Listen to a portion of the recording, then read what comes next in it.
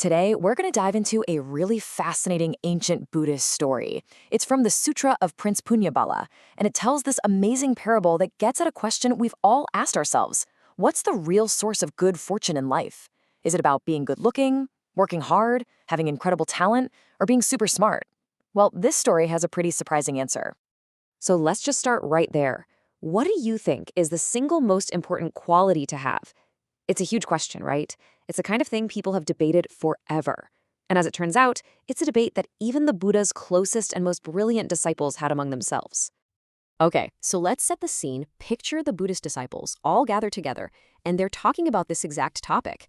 They're trying to figure out, what human quality or what kind of effort creates the most good in the world, not just for you, but for everyone.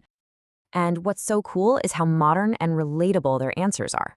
You've got Ananda, who argues for good looks and charisma, because attractive people just seem to have an easier time. Then Sona makes the case for good old-fashioned diligence and hard work, the bedrock of any real accomplishment. Aniruddha, he champions skill and craftsmanship, the ability to actually make and do things well. And finally, Sariputra, who is known for being a genius, he says, nope, it's wisdom. Wisdom is the most important thing. I mean, they all make a pretty good case, right? So the disciples take their debate to the Buddha, and his answer just changes the entire game. He starts off by agreeing with Sariputra. He says, yeah, out of those four, wisdom is the best. But then he adds this massive twist. He says there's something even more fundamental, an underlying force he calls merit, or blessing power. And the reward you get from that is more supreme than anything else. And to really explain what he's talking about, the Buddha doesn't just launch into some dry philosophical lecture. Instead, he does what he does best. He tells a story. It's a parable about a king and his 5 very, very different sons. And this story is designed to perfectly illustrate this hidden power of merit.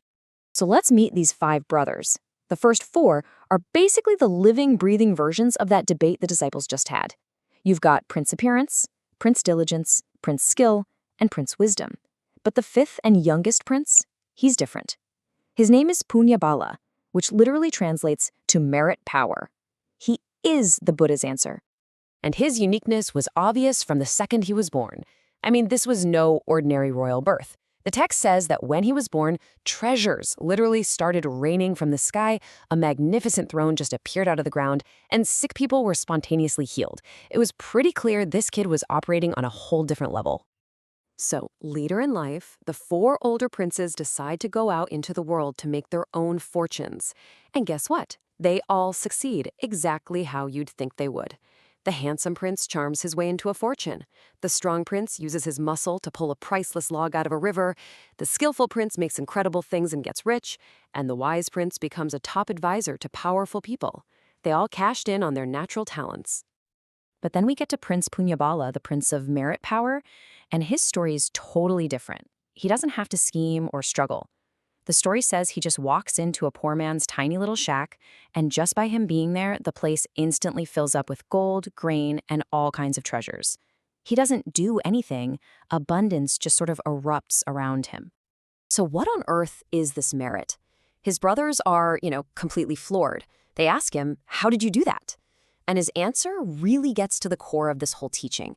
It's not magic. It's an invisible force, almost like a kind of spiritual bank account that actively shapes your reality. Puṇya explains that when you have a life of merit, the world just seems to work with you instead of against you. Problems have a funny way of turning into opportunities. The right people and the right resources just show up when you need them. Even your smallest efforts seem to produce these huge results. It's like having the wind at your back all the time in every part of your life. Now, this all sounds pretty amazing, but where did it come from? Was the prince just born lucky? Was it totally random? The story says absolutely not. His incredible good fortune was not an accident. It was the direct result of something specific he did in a past life. And this is maybe the most incredible part of the whole tale. In his past life, this prince wasn't a prince at all. He was a gambler who had lost every single thing he had. He was broke, defeated, and one day he just happens to hear a teacher giving a sermon.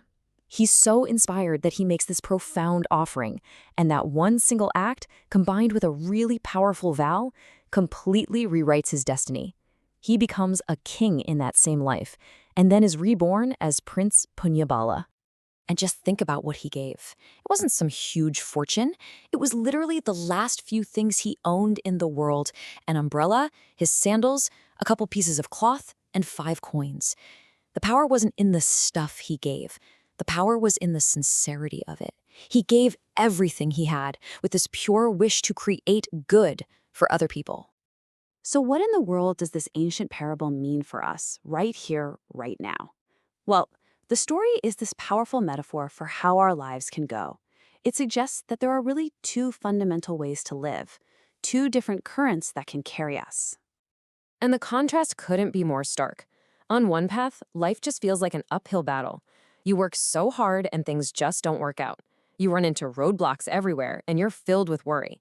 But on the other path, the one that's fueled by merit, your efforts just seem to click. You find support all around you, and you feel this deep sense of confidence and joy.